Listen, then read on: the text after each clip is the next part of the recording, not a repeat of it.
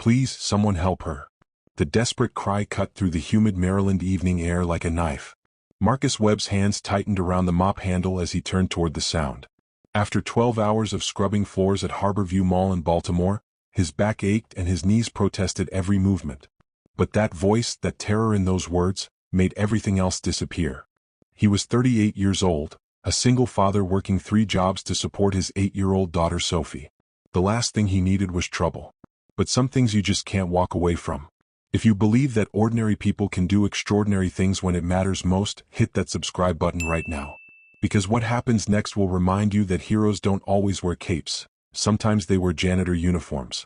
And make sure to like this video so more people can see this incredible story.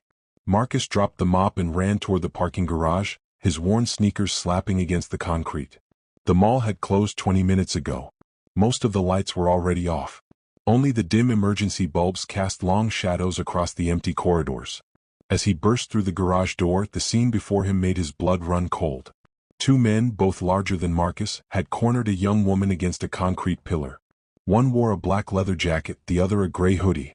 The woman, maybe 25 years old with dark hair pulled into a ponytail, pressed herself against the pillar, clutching her purse like a shield. "Just give us the bag, lady," the man in the leather jacket growled, his voice rough and impatient. "Make it easy on yourself." "Please," the woman whispered, her voice shaking. "I have a baby at home. This is all the money I have for groceries this week." The man in the hoodie laughed, a cruel sound that echoed off the concrete walls. "Not our problem. Hand it over or we'll take it." Marcus's heart pounded. Every instinct screamed at him to run, to call security, to do anything but get involved.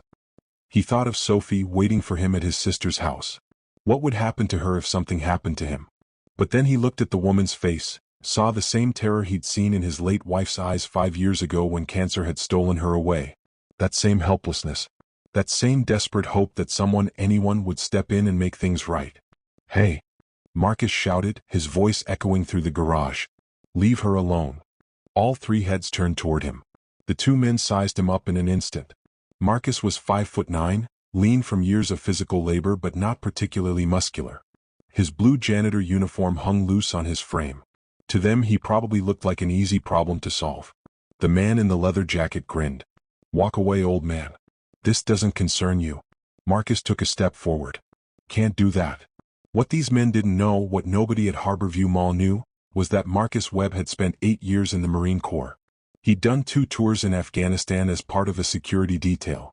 He'd trained in hand-to-hand combat with some of the best fighters in the military. And he'd seen things, done things that still woke him up at night. But that was a lifetime ago. He'd left that world behind when Sophie was born, promising his wife he'd never use violence again unless absolutely necessary. Tonight was absolutely necessary. The man in the hoodie stepped away from the woman and moved toward Marcus. "You really want to do this? There's 2 of us and 1 of you." Marcus's voice remained calm, steady. "Last chance. Walk away now and we all go home." The man in the hoodie rushed him, throwing a wild punch aimed at Marcus's head. It was sloppy, telegraphed, the kind of strike someone throws when they're used to intimidating people rather than actually fighting them. Marcus slipped to the side, letting the punch sail past his ear by inches. In the same motion, he grabbed the man's extended arm, used his momentum against him, and swept his legs. The man went down hard, his head cracking against the concrete with a sound that made everyone wince. The entire exchange took less than 3 seconds. The man in the leather jacket's confident grin vanished. "What the?" He charged, more cautious than his friend but still aggressive. He threw a combination left jab, right cross, the kind of sequence you learn in a boxing gym. But Marcus had fought men trained by the best combat instructors in the world. He'd sparred with Navy SEALs. This was nothing. Marcus blocked the jab with his forearm, ducked under the cross, and drove his elbow into the man's ribs. The man gasped, air exploding from his lungs. Before he could recover, Marcus swept his legs and guided him down, controlled and precise. Both attackers lay on the ground, one unconscious, the other gasping for air and clutching his ribs. The woman stared at Marcus, her eyes wide with shock and relief. "Thank you," she breathed. "Thank you so much." Marcus pulled out his phone and dialed 911. His hands were steady, his breathing even. "It's okay now. You're safe." As he waited for the police, Marcus knelt beside the conscious attacker. "You made bad choices tonight, but you're young enough to make better ones tomorrow. Think about that." The man just groaned. 10 minutes later, the parking garage flooded with red and blue lights. 2 Baltimore police cruisers pulled in, followed by mall security. Marcus stood beside the woman, whose name he'd learned was Jennifer Hayes, a nurse at Johns Hopkins Hospital working double shifts to support her 6-month-old daughter. Officer David Richardson, a stocky man in his 40s with graying hair, approached them. "All right, someone want to tell me what happened here?" Jennifer spoke first, her voice still shaky but clear. "These 2 men tried to rob me. They cornered me and demanded my purse. I called for help and this man," she gestured to Marcus, "he saved me." Officer Richardson looked at Marcus, then at the 2 men now being helped to their feet by another officer. "You did this? Both of them?" Marcus nodded. "They didn't give me much choice." The officer walked over to examine the suspects. The man in the hoodie had a nasty bump on his head but was conscious now. The man in the leather jacket still held his ribs, wincing with every breath. Richardson returned to Marcus, his expression a mix of suspicion and curiosity. "That's some serious self-defense skills you got there. Where'd you learn to fight like that?" "Marines. 8 years. I did close protection detail in Afghanistan." The officer's demeanor changed immediately. He extended his hand. "Thank you for your service. And thank you for stepping in tonight. Most people would have run the other way." Marcus shook his hand. "I have a daughter. I hope someone would do the same for her if she needed help." As the police processed the scene, mall security arrived. The head of security, a tall man named Raymond Brooks, rushed over. "Marcus? What's going on? Are you all right?" "I'm fine, Ray. Just helped out someone in trouble." Raymond looked at the 2 suspects being loaded into the police car, then back at Marcus. "You took down both of them?" "They didn't leave me much choice." Raymond shook his head in disbelief. "I've known you for 2 years, Marcus. You're the quietest guy on staff. Never caused any trouble, never complained, just did your work. I had no idea you could do something like this." Marcus gave a small smile. Most people don't need to know everything about everyone.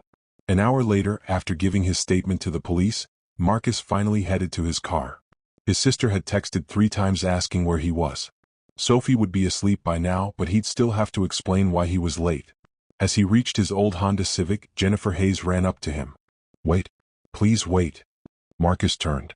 "Are you okay? Do you need a ride?" She shook her head, tears streaming down her face. I need to thank you properly.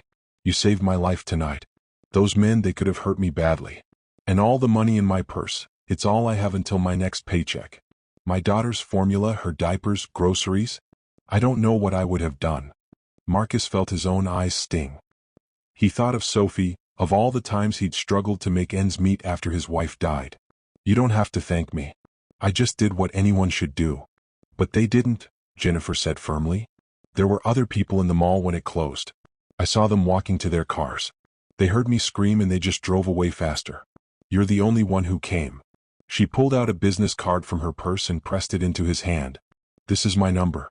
If you or your daughter ever need anything, medical advice, help with anything, you call me. Promise me." Marcus took the card. "I promise." They stood there for a moment, 2 strangers whose lives had intersected for just a few minutes but in a way that would stay with them forever. "What's your daughter's name?" Jennifer asked. "Sophie. She's 8. I have a daughter too, Emma. She's only 6 months old, but I already worry about the kind of world she's growing up in." Jennifer wiped her eyes. "Tonight you showed me there are still good people in that world. People who'll stand up when it matters. I'm going to tell Emma about you when she's old enough to understand." Marcus felt something in his chest loosen, a tension he'd been carrying for years. "Tell her that being brave doesn't mean you're not scared.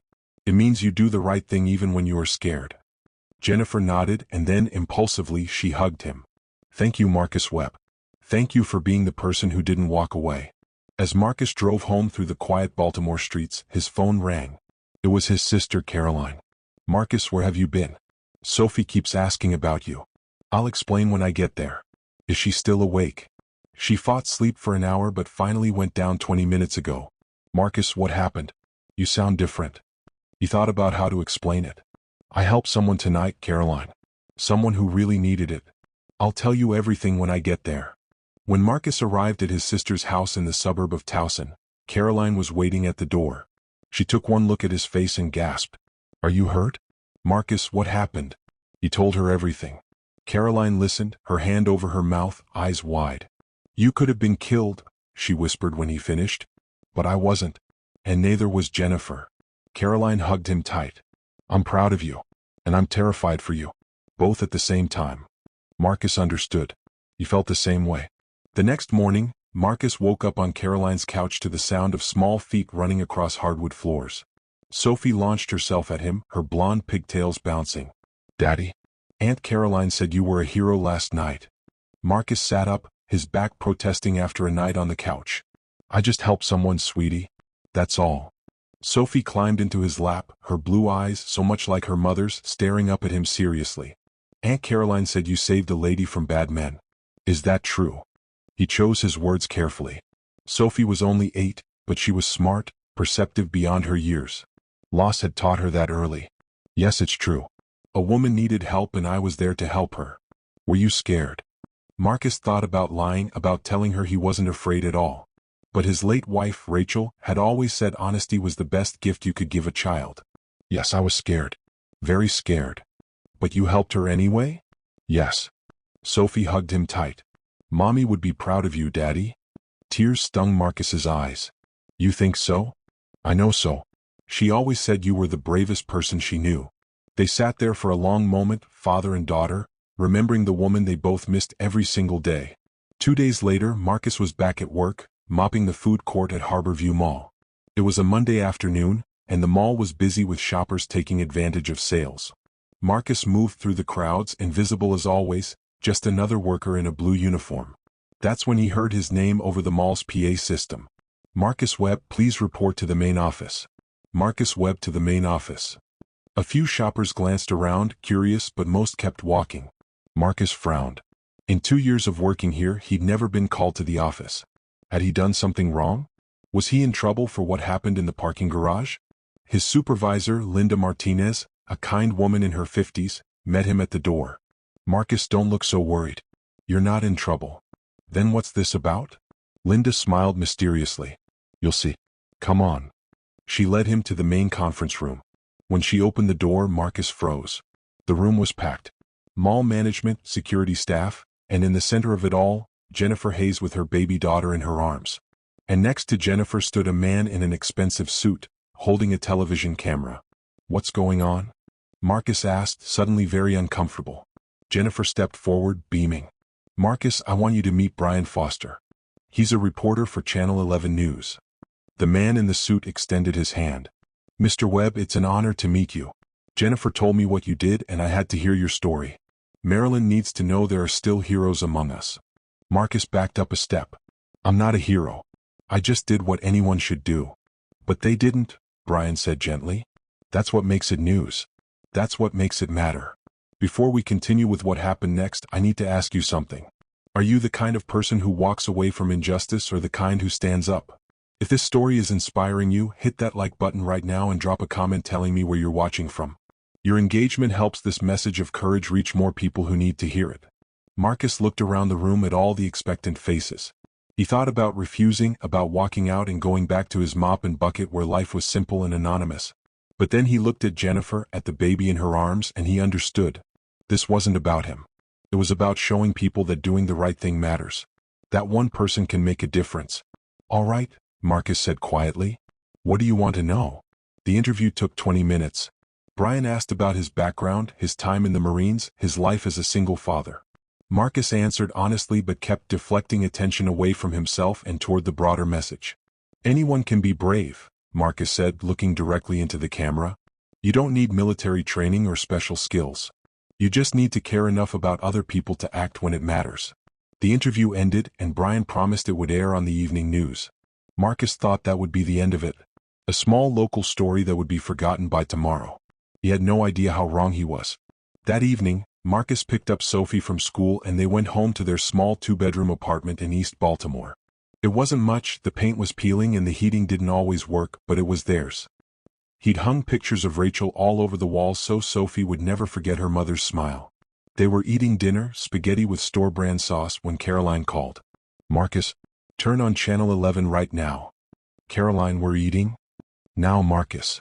He turned on the small TV in the living room. Sophie climbed onto the couch beside him, curious. The news anchor, a polished woman in her 40s, smiled at the camera. Our top story tonight. A local hero stops a robbery and saves a young mother. Brian Foster has the exclusive. The screen cut to the interview Marcus had done that afternoon. But something was different. They hadn't just shown his interview. They'd found his military records, had contacted his former commanding officer in the Marines, and had put together a complete profile. Marcus Webb, Brian's voice narrated over images of Marcus in his Marine uniform from years ago, served his country with distinction for 8 years. He received 2 commendations for valor and was known among his unit as someone who would never leave a fellow soldier behind. Sophie's eyes went wide. "Daddy, is that you?" Marcus nodded, speechless. The piece continued, showing the interview, then cutting to Jennifer Hayes holding her baby. "He saved my life," Jennifer said, tears in her eyes. "And he saved my daughter's future. The money those men tried to steal, it was everything I had." Marcus Webb is a true hero. The segment ended with Brian's closing words. In a world that often feels cold and uncaring, Marcus Webb reminds us that there are still people who will stand up, step forward, and do what's right. This is Brian Foster, Channel 11 News. Marcus's phone exploded. Text messages, calls, notifications from social media accounts he barely used. His sister, his co-workers, his neighbors, people he'd served with in the Marines years ago, all reaching out. Sophie looked up at him, her eyes shining. "Daddy, you're famous." "I'm not famous, sweetie. I just helped someone." But the world had other ideas. By the next morning, the story had gone viral.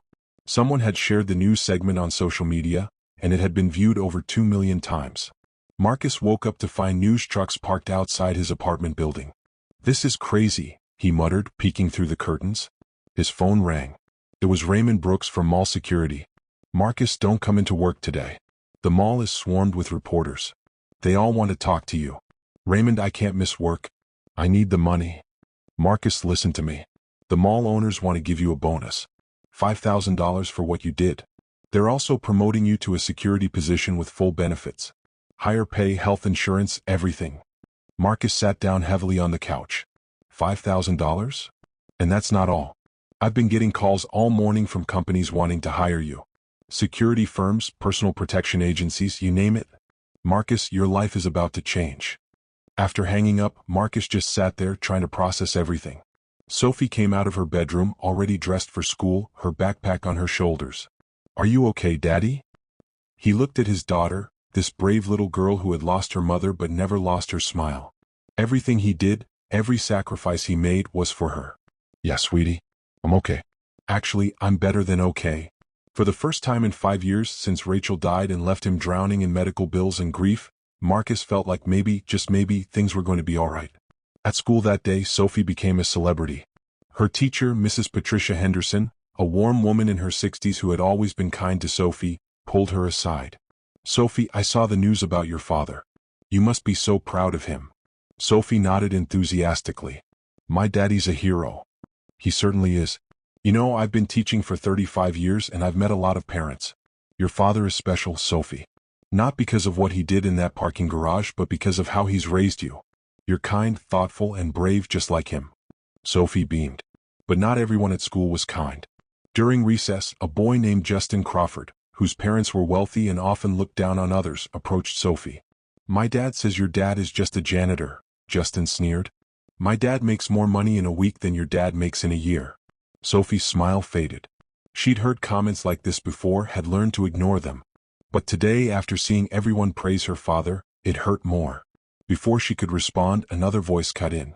"That janitor saved someone's life. What has your dad ever done?" Marcus had come to pick up Sophie early and he'd heard everything. He knelt down to Justin's level, his expression gentle but firm. "Justin, right?" The boy nodded, suddenly scared. "I bet your dad works very hard to give you a good life. That's admirable. But here's something important you need to learn. A person's worth isn't measured by how much money they make. It's measured by how they treat others, by the difference they make in people's lives." Justin's lower lip trembled. "I'm sorry, Mr. Webb. I forgive you. Now go play." As Justin ran off, Sophie hugged her father. "Thanks, Daddy. Always, sweetie. Always." Over the next week, the offers kept coming. A private security firm offered Marcus a position with a starting salary of $75,000 a year, 3 times what he made working 3 jobs. A book publisher wanted him to write his story. A speakers bureau wanted him to give motivational talks. It was overwhelming. One evening, as Marcus sat at his kitchen table sorting through offers, there was a knock at the door. He opened it to find an older man, maybe 65, with silver hair and kind eyes. He wore a simple suit and carried himself with quiet dignity. "Marcus Webb?" the man asked. "Yes. My name is Thomas Riley. I'm the director of the Youth Outreach Center in West Baltimore. May I have a few minutes of your time?" Marcus invited him in. Thomas declined coffee but accepted water, and then he got straight to the point. "Mr. Webb, I've been running the Youth Outreach Center for 20 years. We work with at-risk kids, teenagers who are on the edge of making terrible choices. We try to give them alternatives, show them there's a better path." Marcus listened carefully. "I saw your story on the news," Thomas continued, "and I thought, this is exactly the kind of person these kids need to meet. Someone who's lived through hardship, who's made sacrifices, who knows what real strength looks like." "What are you asking, Mr. Riley?" "I'm asking if you'd consider volunteering at the center. Maybe one evening a week. Just talk to the kids, share your story, be an example. We can't pay you much, just a small stipend, but—" "I'll do it," Marcus interrupted. Thomas blinked. "You will. When my wife was dying, she made me promise something. She said, 'Marcus, when I'm gone, don't let the world make you bitter. Use your strength to help people, especially young people who need to see that life can be good even when it's hard.' I've been so focused on just surviving, on taking care of Sophie, that I forgot that promise. This is my chance to keep it." Thomas's eyes glistened. "Thank you, Marcus. You have no idea how much this will mean to these kids." They shook hands, and Marcus felt something shift inside him. For 5 years he'd been running, hiding, just trying to get through each day. But maybe it was time to stop running and start living again. 2 weeks later, Marcus stood in front of 30 teenagers at the Youth Outreach Center. They sat in folding chairs, most with their arms crossed, expressions guarded. These were kids who had learned not to trust adults, not to believe in promises. Thomas introduced him. "Everyone, this is Marcus Webb. Some of you might have seen him on the news. He's here to talk to you about courage, about making choices, about being the person you want to be." Marcus took a deep breath. Public speaking had never been his strength. But he thought of Rachel, of her final words, and found his voice. "I'm not going to stand up here and pretend I have all the answers," he began. "I don't. I'm just a guy who's made a lot of mistakes and a few good choices. I'm here to tell you about both." He told them about growing up in a rough neighborhood in Baltimore, about watching friends make bad choices and end up dead or in prison. He told them about joining the Marines to escape that life, about the discipline and purpose it gave him. "But here's the thing," Marcus said, looking at each face. "The Marines didn't make me who I am. They gave me tools, sure. They taught me discipline and how to fight. But the choices, the person I became, that was on me. Just like your choices are on you." A girl in the back, maybe 16 with purple streaks in her hair, raised her hand. "What about when you don't have choices? When your life is decided for you?" Marcus nodded. "What's your name?" "Destiny." "Destiny, that's a great name. And you're asking the right question. You're right that sometimes life doesn't give us choices. I didn't choose for my wife to get cancer. I didn't choose to become a single father with medical bills I couldn't pay. I didn't choose to work 3 jobs and barely see my daughter." The room was completely silent now. "But here's what I did choose," Marcus continued. "I chose to keep going. I chose not to be bitter. I chose to be the kind of father my daughter could be proud of. And 2 weeks ago, I chose to help a stranger when I could have walked away. Those were my choices, and they mattered." After the session, several kids came up to talk to him. They asked questions about the Marines, about fighting, about how to be brave when you're scared. Marcus answered each one honestly. Destiny approached last, and she looked different now. The hard edge was gone, replaced by something vulnerable. "Mr. Webb, can I ask you something personal?" "Of course." "When your wife died, did you ever think about giving up? Like really giving up?" Marcus understood what she was asking. "Yes. Every single day for the first 6 months. I'd wake up and think, I can't do this. It's too hard. But then I'd look at Sophie, and I'd realize I didn't have the luxury of giving up. She needed me. And honestly, Destiny, that's what saved me. Having someone who needed me to be strong." Destiny's eyes filled with tears. "I don't have anyone who needs me." Marcus put a gentle hand on her shoulder. "That's where you're wrong. Somewhere out there, someone needs you to be strong, to keep going, to show them it's possible. You just haven't met them yet. Maybe it's a younger sibling, maybe it's a friend, maybe it's someone you'll meet years from now. But I promise you, your life matters. Your choices matter." She wiped her eyes. "Thank you, Mr. Webb. As Marcus drove home that night, he felt lighter than he had in years. He'd found his purpose again, not in fighting or protecting, but in showing young people that they could overcome anything. If Marcus's story is touching your heart, I want you to do something right now. Pause this video and think about one person in your life who needs to hear that they matter. Then share this video with them. Sometimes we all need a reminder that our choices matter, that our lives have purpose. Hit that subscribe button so you never miss stories like this one. A month later, Marcus's life had transformed completely. He'd taken the security firm's job offer, which meant he only needed one job instead of 3. He could pick Sophie up from school every day, help her with homework, and actually be present in her life. The money from various sources, the mall's bonus, speaking fees from a few local events, totaled almost $15,000. Marcus used it to pay off Rachel's medical bills, something that had been crushing him for 5 years. For the first time since she died, he could breathe. One Saturday afternoon, Sophie came running into the living room, waving a piece of paper. "Daddy, Daddy, I got an A on my essay." Marcus put down the book he was reading. "That's wonderful, sweetie. What was the essay about?" Sophie's smile faded a little. "It was about heroes. Mrs. Henderson said we should write about someone we look up to." "And who did you write about?" "You, Daddy." Marcus felt his throat tighten. "Can I read it?" Sophie handed him the paper. It was written in her careful 8-year-old handwriting, some words spelled wrong but the message crystal clear. "My hero. My dad is my hero. Not because he was on TV or because he stopped bad guys. He is my hero because he never gives up. When my mom died, I thought we would be sad forever. But my dad taught me that we can be sad and still find happy things too. My dad works very hard. He used to work 3 jobs to take care of me. Sometimes he was tired and his back hurt, but he always helped me with homework. He always read me stories. He always said, 'I love you.' The news says my dad saved a lady in a parking garage. That is true. But he saves me every single day just by being my dad. That is what makes him a hero." Marcus had to stop reading. Tears blurred his vision. He pulled Sophie into a hug and held her tight. "I love you so much, Sophie. You're my hero too." "Really? Really? You're the bravest, kindest, smartest little girl I know. Everything I do for you." They sat together on the couch, father and daughter, both grateful for the second chance life had given them. That evening, Marcus received an unexpected call. It was from General Robert Matthews, his former commanding officer from the Marines. "Marcus Webb, as I live and breathe. I saw you on the news, son. Made me proud." "General Matthews." "Sir, it's good to hear your voice." "Marcus, I'm calling because I want to offer you something. The Marines are looking for experienced veterans to help train new recruits. It's a civilian position, but it pays well and comes with full benefits. You'd be teaching close combat techniques, leadership skills, things like that." "Interested?" Marcus thought about it. "Sir, I appreciate the offer, but I'm happy where I am. I've got a good job and I'm volunteering at a youth center. For the first time in years, I feel like I'm where I'm supposed to be." There was a pause, then the general chuckled. "You know what, Marcus? That's exactly the answer I hoped you'd give. You always knew what mattered most. Stay in touch, son. And if you ever change your mind, the offer stands."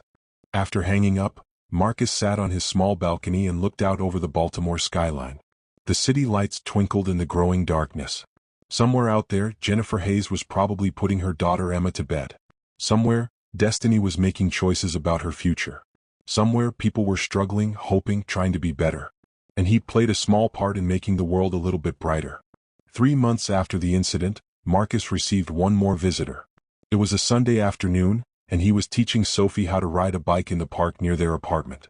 She'd been nervous about taking off the training wheels, but Marcus had finally convinced her to try. "I'm scared, Daddy," Sophie called as she wobbled on the bike. "I know, sweetie, but I'm right here. I won't let you fall." A woman's voice called out, "That's good advice."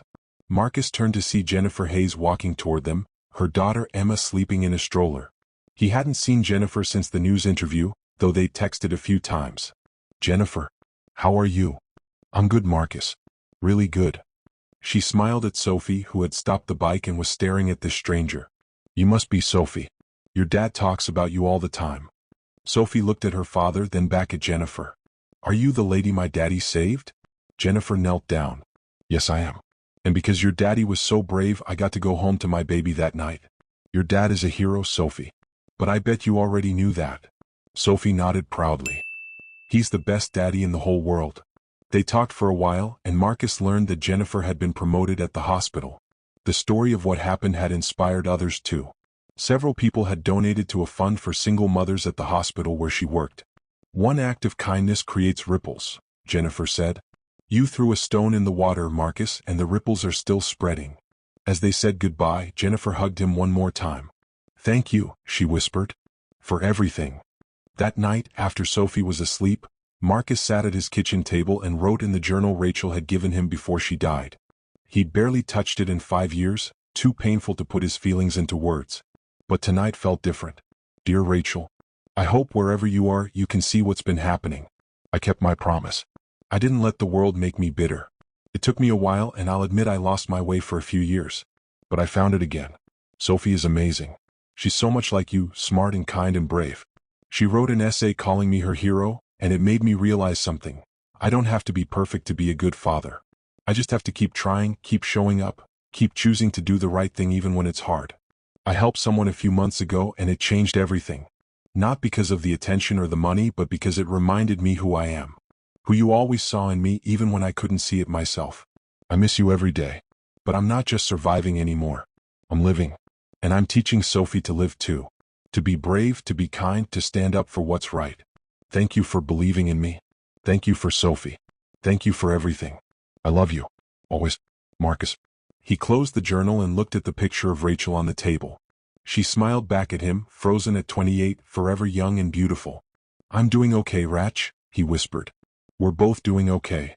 6 months after that night in the parking garage, Marcus stood once again at the Youth Outreach Center. But this time was different. Thomas Riley had asked him to speak at their annual fundraiser, a big event with donors and community leaders. Marcus wore the only suit he owned, bought at a thrift store years ago for Rachel's funeral. Sophie sat in the front row wearing her best dress, her blonde hair and neat pigtails. Thomas introduced him to the crowd of about 100 people. "Ladies and gentlemen, 6 months ago this man made a choice. He could have walked away, could have pretended he didn't hear a cry for help. But he didn't.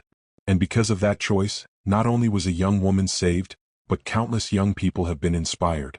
Please welcome Marcus Webb." The applause was warm and genuine. Marcus stepped to the podium, his hands shaking slightly. He looked at Sophie, who gave him a thumbs up, and he smiled.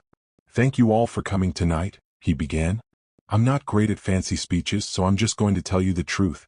6 months ago I was tired, broken, and barely holding my life together. I worked 3 jobs, I could barely pay my bills, and I felt like I was failing at the one job that mattered most, being a good father." He paused, gathering his thoughts. "Then one night I heard someone calling for help. And in that moment I had a choice. Walk away and stay safe, or step forward and risk everything. I stepped forward. Not because I'm special or brave, but because that's what my late wife would have wanted. That's what I want my daughter to learn. That when someone needs help, you help them." The room was completely silent. But here's what I didn't expect. Helping that woman saved me too. It reminded me that my life has purpose. That my choices matter. That even when things are hard, we can still be the people we want to be. He looked directly at the teenagers from the center sitting together in the middle rows. "To the young people here tonight, I want to tell you something important. Your past doesn't define you. Your circumstances don't define you. Your choices define you. Every single day you get to choose who you want to be. And I promise you, if you choose kindness, if you choose courage, if you choose to help others, your life will have meaning. It might not be easy, but it will matter." When he finished, the applause was thunderous. But what mattered most to Marcus was Sophie running up to the stage and hugging him tight. "I'm so proud of you, Daddy," she whispered. "I'm proud of you too, baby girl." That night, after the event, Marcus drove Sophie home through the quiet Baltimore streets. She fell asleep in the back seat, and he carried her into her bedroom, tucked her in, and kissed her forehead. He stood in her doorway for a moment, watching her sleep, this beautiful little girl who had given him a reason to keep going when he wanted to give up. His phone buzzed. It was a text from Destiny, the girl from the youth center. "Mr. Webb, I just wanted to say thank you. I've been thinking about what you said about choices. I decided to stay in school. I'm going to graduate. I'm going to make my life matter." Marcus smiled and typed back, "I'm proud of you, Destiny. Keep making good choices. They add up." He walked out to his balcony and looked up at the stars. Somewhere up there, he hoped Rachel could see him, could see Sophie, could see the life they were building from the ashes of loss. "I did it, Rach," he whispered to the night sky. "I kept my promise. I'm using my strength to help people. And I'm teaching Sophie to do the same. A cool breeze blew across the balcony, and for just a moment, Marcus could almost feel Rachel there beside him, her hand in his, her voice in the wind. I always knew you would. I love you, Marcus. Take care of our girl. I will, he promised. Always. And as he stood there under the stars, Marcus Webb, former Marine, single father, janitor turned hero, understood something profound. True strength isn't about how hard you can hit. It's about how you choose to use your power. It's about standing up when others walk away. It's about showing the next generation that courage, kindness, and doing the right thing still matter in a world that often says they don't. He had walked away from violence after Rachel died, convinced that his strength only brought pain. But that night in the parking garage taught him the truth. Strength is only dangerous when it's used selfishly. When it's used to protect, to defend, to help, it becomes the most powerful force for good in the world. Marcus went back inside, checked on Sophie one more time, and finally lay down in his own bed. For the first time in 5 years, he fell asleep without nightmares, without guilt, without the crushing weight of grief. He fell asleep with peace, knowing that tomorrow he would wake up and choose, once again, to be the man his wife believed he could be, the father his daughter deserved, and the example those kids at the youth center needed. One choice at a time. One day at a time. One life saved at a time. That's what heroes do. And Marcus Webb, whether he believed it or not, was exactly that, a hero. The end.